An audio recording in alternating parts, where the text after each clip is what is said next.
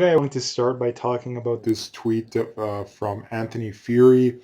And for starters, I'd like to commend Anthony Furey for being one of the few journalists in Canada that actually does journalism. So that's that's something that's good. But anyway, he says Alberta has updated their comorbidity data. The percentage of people who have died from you know what while grappling with three or more underlying health conditions is now increased to represent 77.1% of all deaths. The percentage with zero underlying conditions has gone down to 2%. Now, again, um, I mean, it's good news and it's bad news, right? It's good news in that, I mean, it depends on how you see it, right? Too, because depending on who you talk to, one person views something like this as good news, the next person views it as doomsday. So, personally, though, I think it's good news because this just means that the virus is becoming less and less deadly for the vast majority of people. And I think the worst thing about this too is that it's the amount of just absolute insanity and like the amount of the lack of critical thinking skills amongst a lot of people is absolutely off the charts. And you read through comments like this and you see, and then this is a textbook example right here. This JW guy here saying, call me strange, but as a healthy guy, I'm kind of worried about spreading a disease to someone older or with underlying health conditions. Some I may even have some emotional attachment to, like family. I mean, would you feel comfortable sneezing on a burn victim ward? Again, I don't think that's actually a legitimate point because who does that, right? Like, who actually does that? But again, this is the stuff you always hear. It's garbage like this. Now, the first thing that you point out too is that if you're that paranoid, and the people that you know are that paranoid, then just don't talk to them. What is so hard about that? Like, what is so hard? I really do not get it. And this is the thing when you bring up the nursing homes too. People say, "Oh, we got to keep the restrictions on because if you don't, you're gonna kill everyone in the nursing homes, and you want to kill people, and you're evil, right?" This is what you hear, and it's just hyperbolic nonsense. It's absolute nonsense because whether or not someone, the average person goes to work every day or goes to the gym has absolutely nothing to do with nursing homes. If you're worried about nursing homes, which I think is one of the few legitimate worries we should have when it comes to this whole situation, simply have the restrictions when it comes to nursing homes. It has absolutely no effect whatsoever whether or not we have full on martial law, you can't leave your house for any reason, no matter what, or no restrictions whatsoever. It affects nursing homes no more or no less. I really do not get how people can be this stupid. Like, maybe it's just me, but I mean, given the amount of people that are that are retweeting this kind of stuff, given the amount of just everyday people too that I talk to, that at least, I mean, they're not as outspoken as I am, but they're not far off. It just doesn't make any sense. Like, people like this are so ignorant, it's not even funny. If you're that worried, don't go visit them. If they're not that worried, don't go visit them. If you're both okay with it, go for it. It's so simple of a solution. It's not even funny, people. And don't give me this garbage about, oh, the hospitals are going to be overwhelmed. Ooh, people have been crying wolf that the hospitals are going to be overwhelmed for almost a year now, right? They haven't been. At no point have the hospitals been overwhelmed, right? And they're saying, oh, we have field hospitals in Alberta. They are overwhelmed. Well, no, they're really not. If you look at the ICU numbers and the available ICU beds, we're nowhere close to being overwhelmed. And the other thing that they don't tell you is that Ontario has a lot more than Alberta, a lot more of these quote unquote field hospitals than Alberta does. And I mean, the other point too is that as far as the government is concerned, they've had a year to prepare for this, right? So it's not my fault that they have completely dropped the ball when it comes to this kind of stuff. It's not people like my fault, right? You've had a year to prepare for this, and you're just figuring out a solution now. Like, come on, like this is absolute insanity. Now, again, like I mentioned here. So getting back to the point here too is that why in the world do we have restrictions on everyday people? Why anything other than very minor stuff, dude? Like anything other than very minor stuff. Why do we have it? We already know that if you're not in a nursing home, the chances of you dying of this goes down 98%. And if you don't have at least three serious underlying health conditions, it goes down another, what would that be? Uh, over, sorry, whatever that would be. um, around 80%, right? Around 80%. So again, your chances, if you're like, let's say you're someone who's under 60, 70 years old, the death rate is already comparable to the flu, right? It's already comparable to the flu. If you don't live in nursing homes, that goes down another 98%. So you're already at around zero point 0.1. You take 98% off that, right? You take 98% off that, and then you also limit in the comorbidity data, right? You factor in the comorbidity data. So again, it's just absolute insanity. Like, why in the world do we have restrictions on everyday people? Now, again, the only argument you get is this garbage, right? The only argument you get is this garbage, but it doesn't make any sense, right? It doesn't make any sense. If we're so worried about spreading it to these other people, then simply have restrictions on that, right? It's not complicated.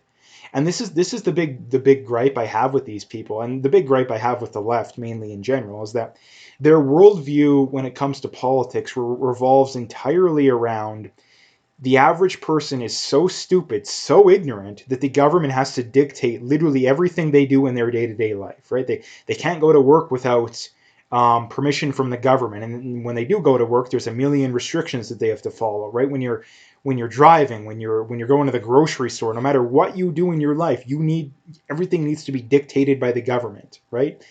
And again, it's just such a glaring contradiction that on one hand we trust the everyday person to elect the people to lead the country, but we don't trust them to decide how, when, and where they're going to go to the grocery store, or whether or not they can go to the gym. Like, how the levels of insanity are just off the charts these days. So again, um, I mean, like I say, it's good news depending on who you talk to, because if you talk to people with their heads on straight, they'll say it's good news because it means that the virus is a lot less deadly than we originally thought, which is a lot less deadly than we originally thought going back to, like, the start of last year. But again, if you talk to the doomsday crowd, it's going to be, oh, all the healthy people are going to spread it to the old people, and they're going to spread it to these people, and they're all going to die, right? Even though, again, the other point that needs to be brought up here is asymptomatic spread is incredibly rare. Asymptomatic spread is incredibly rare. Fauci has said it. Multiple experts have said it, right? That asymptomatic spread is never the driving cause of a virus like this. It's just, and again, it's just basic common sense too. Like, it's basic common sense. So anyway, the next thing I wanted to bring up here is from Greg Scott here on Twitter, saying, the more independently informed about the you know what gets, the less afraid of you know what one becomes.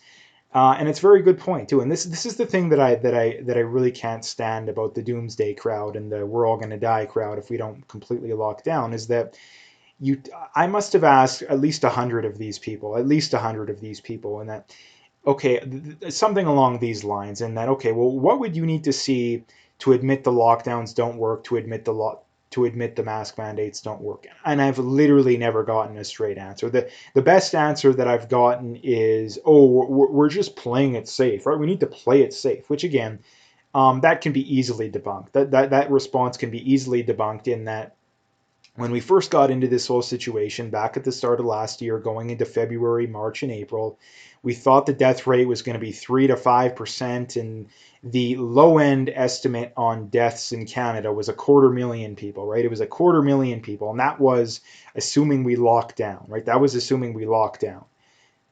Again, obviously, we're nowhere close to that. I don't even think we've hit a tenth of that yet. Um, so again, why were we not playing it safe back then? Why? I mean, we were playing it safe to some degree, but we allowed flights coming in from infected areas. You were called a racist if you questioned that. We were told not to wear masks.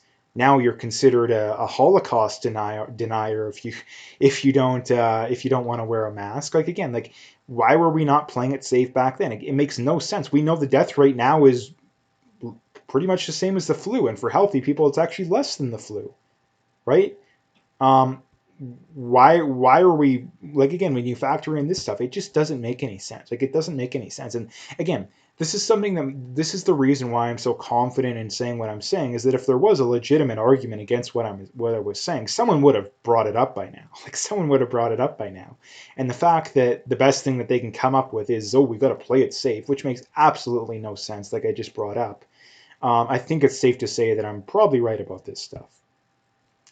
The next thing I wanted to bring up is from CTV News, and this is a story titled "Trudeau joins G20 in promising, you know what, aid to poor nations rejecting protectionism." And let's see if they tell us how much we're going to give here. It doesn't say, but I mean, oh, sorry, here it is. 440 million again. Now, so we're paying about $5 billion, and sorry, this is no, sorry. This is for, we've committed 444 million. So again, why are we giving all this money to poorer countries when we are a country that is flat broke? We're running a almost a $500 billion deficit this year. We have massive amounts of pain and suffering going on right now. We have double-digit unemployment. We have hundreds of thousands of businesses that have gone out of business. Like, why in the world are we giving money to poor countries when we have no money ourselves, right? It makes no sense. And this is one of the many reasons why I completely laugh and scoff at the wealth redistributionist types, and that um, the minute that they call to end foreign aid, that's when I will entertain their ideas. Because when we're giving away billions of dollars of our own money when nobody voted for it, like nobody voted for it, when we're giving away billions of our own of our own money, and we have so much pain and suffering going on here, the minute that they start to question that'll be the minute that I entertain the stupid wealth distributionist socialist BS. Because again, when we're blowing all this money, and again, it would be one thing if this money was largely going for a good cause, but a lot of this money isn't. Like, I mean, if foreign aid was the solution to poverty throughout the world, it would have happened by now, right? Now, it does help to some degree. The problem is that a lot of that money is siphoned off by the bureaucrats of those countries and the rich of those countries. And here's the thing, too, like I said, is that even if it does go to a good cause, it still makes no sense considering the amount of pain and suffering we have going on here. If homelessness is largely ended here, if the unemployment rate is like 2-3%, then I would entertain this foreign aid idea. Like, then that would be a consideration that would be realistic. But until that happens, until median wages start going up here, until unemployment is incredibly low, then we can consider foreign aid. And again, I don't see a legitimate argument against that point. Like, I really don't. So anyway, the last thing I wanted to bring up today is I'm going to bring up some of these graphs going forward because again, this is from Arizona here, and they have they mark obviously they have the case curve. Sorry, yeah, the case curves here, and then they have when the mask mandates brought in. Um, okay, the mask mandates were brought in on June 19th. The cases continued to trend up for a pretty good amount of time. Then they trended down, um, and then again they trended back up again. So again, the CDC mask, the CDC study claiming masks work was brought in on October 9th, and then that was kind of right when the cases started to trend back up. So again, this is just one of the many examples of masks having absolutely no effect whatsoever, like absolutely none.